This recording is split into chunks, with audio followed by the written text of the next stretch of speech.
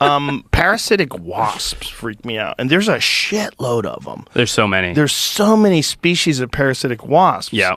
That's what's really fascinating. Like, and not only just parasitic in terms of like entering humans, but also they like inject their larvae into plants and logs and shit. And can manipulate certain spiders, like the brain process, and like tarantula wasps, which we have in the States, are incredible. You know, they can come down, lay eggs into a tarantula that manipulates the behavior of the tarantula, something about the chemicals and the brain chemistry, and then the eggs hatch out of the thing. I thought it kills the tarantula first. It does. No, not first. Eventually. Oh, yeah. I was confused. Well, I know, I think I'm thinking of something else. I might be mixing them up with another one, too. There's so many. But there are some. I read there's like 100. There's like 100 different, like, parasitic wasps. Yeah. Isn't that crazy? Nuts. Like, it's what a weird thing that, like, nature has invented this creature that shoves its babies into some other creature's body with a needle. Yep. Look at this. So this is the... This is a tarantula hawk going after a tarantula. Yeah, it's and also it's parasitic. Stinging it from the bottom. Yeah, that's... I mean, I've never seen a tarantula stand up like that. Yeah, he's like getting jacked. slow. Yep. He's like, oh boy, I'm confused. So look how it like crawls on its back. Isn't that crazy? Jabs it in the body. That's what's nuts. Like, look how it reaches up. Yeah. Oh, I think he's dead. I think you're right. It does kill him. that. Oh, you're right. Wasps will leave a single egg inside the spider's belly once it's paralyzed. What a fucking nutty situation. It's changing the oil. Yeah. Well, there's so many of them, and then there's even more bizarre shit. See that? When the egg hatches, the wasp larva will eat the spider from the inside out. Yikes. So, I mean, then there's even weirder shit, which is fungus. Yes. Like fungus that, like... I saw that for the first time recently in India. Really? Yeah, I was finding these hollowed out, I forget, like exoskeletons of mantises and all kinds of beetles that had mushrooms growing out of their heads, like weird tentacly cordyceps. Yeah, and it was, you know, I only know about it what I've read about it and seen. I've never, it's not something I've been very deeply involved in, but the idea that a mushroom can manipulate the brain chemistry of a living creature. It's unbelievable. It's wild. Yeah. Not only does it manipulate it, but when they hatch, when the spores explode to infect all the other bugs around them. Right. In like a vast area too. And it's all transmitted by air.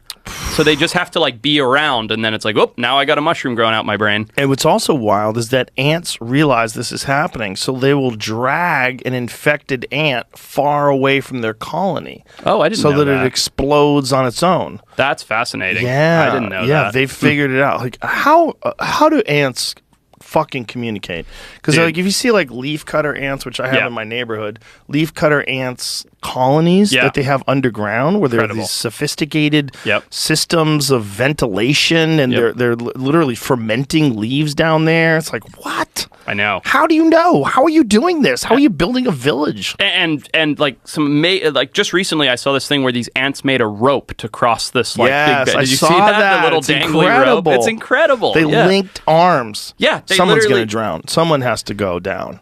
They have if to. you think about that when they let go, like some shit. It's not like everyone's not going to make it. But they don't. But that's what's so amazing about things like ants and bees is that hive mind. They don't all have to make it. Right. And that's like it's for the greater good of the hive. And like. Yeah, here it is. Yeah, this is the same exact one. This is fucking bonkers, man. Army ants build a bridge to invade wasp nest. Yeah, look at that. And see the eggs? They're carrying the wasp eggs out of the nest. Oh my god, what a bunch of creeps. We were I do a podcast called The Wild Times, and we were looking at this on the Wild Times podcast, and everybody that commented was like, there's a rope in the middle of that. That's not real. But there's no rope. No, look, rope. You can see right through it. That's what's crazy. Yeah. Is that it's just all That is ants. just bodies. That is just ant bodies working in this hive mind to figure out how collectively to accomplish a task as one unit. It's Why'd they make such a long rope? That's pretty stupid. I guess they probably had to just swing over there. I don't know. Like, how did they swing over there? Right. How was it connected? Right. Yeah. How are they doing that? I don't know. How did they swing? Imagine how fucking strong the ants at the very top that are hanging onto the board. Holding the whole... Holding a giant rope of ants. Yeah. That are all a bunch of egg stealers. You can see right through it. Look at that. It's unbelievable. It is nuts. Yeah. It's really nuts. What a crazy organism. Yeah.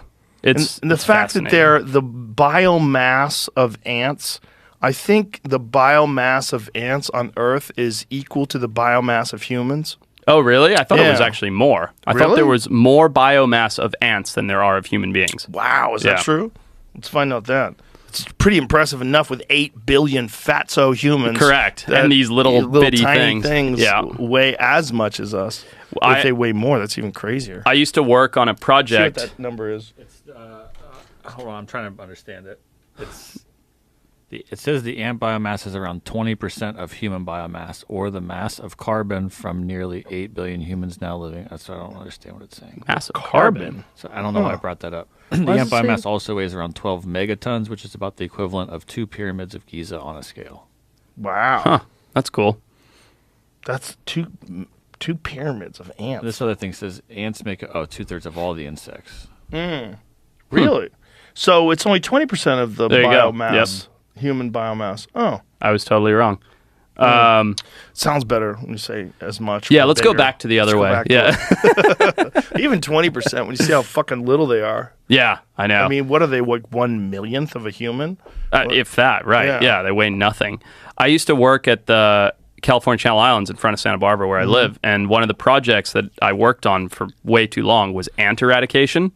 So they were trying to restore the Channel Islands back to, before human settlement and really just rewild them and keep them pristine. And the most difficult species to remove, hands down, were the Argentinian ants.